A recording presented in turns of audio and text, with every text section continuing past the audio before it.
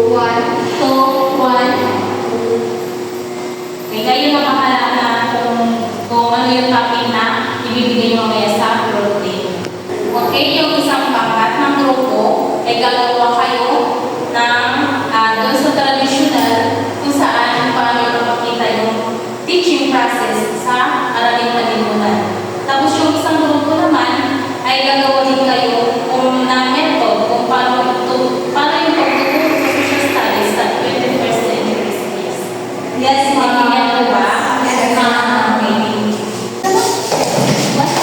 Hindi, go for the 1.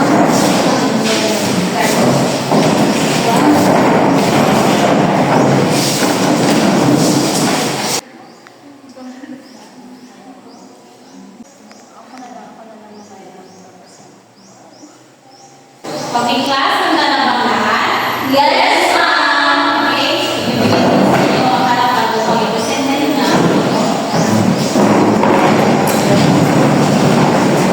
So, magandang hapon sa inyong lahat, ma'am. So, ako po ang magiging lamang representa or ako po ang magiging guro po sa ngayong araw. Ako po ay magtuturo sa inyo kung paano po yung pagtuturo sa traditional. So, mga bata, kumuha kayo ng kwaderno at ang inyong lapis or ballpen. Isulat ko po ang ating magiging talakayan.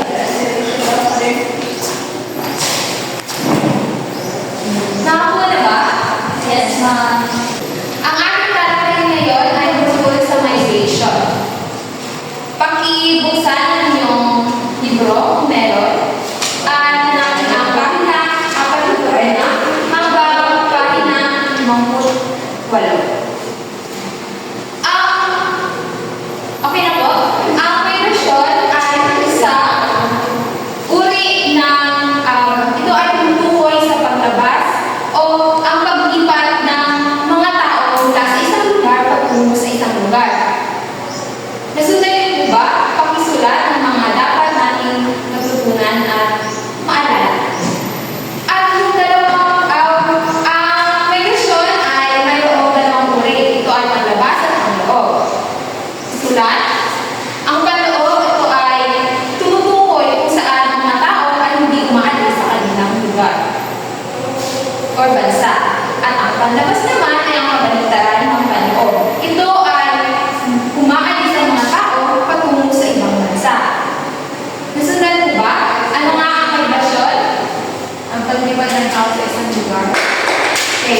Kung naiintindihan niyo na ang ating aralin at ito na ay nagtatapos ng ating aralin. Ma'am, that's all for our Okay, maraming salamat sa pangkat-isa.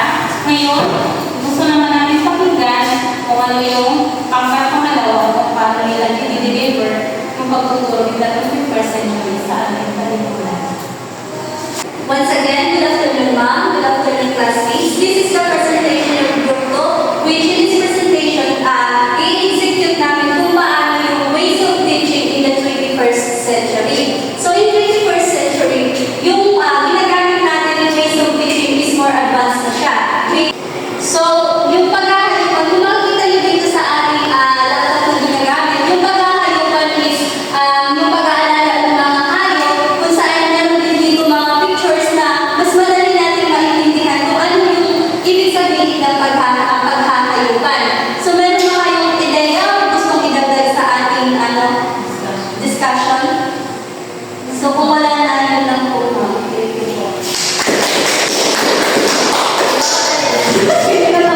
Okay, napakaganda ng mga presentation niyong lahat.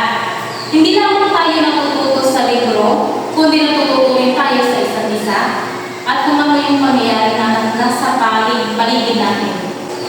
Okay, ngayon nakita niyo na kung ano yung pagkakaiba ng tradisyonal at yung 21st century skills. Kung saan yung tradisyonal ginagamit yung ballpen at yung notebook. Nagbabasa sila ng libro kasi doon sila kumukuha ng mga idea at sources. Pero, while po naman, yung 21st century, ginagamit nila yung pagtuturo ng mga guro sa pamamagitan ng technology. Gumagamit na sila ng iba't ibang tools like laptop or PowerPoint presentation upang mas lalong maintindihan ng mga mag-aaral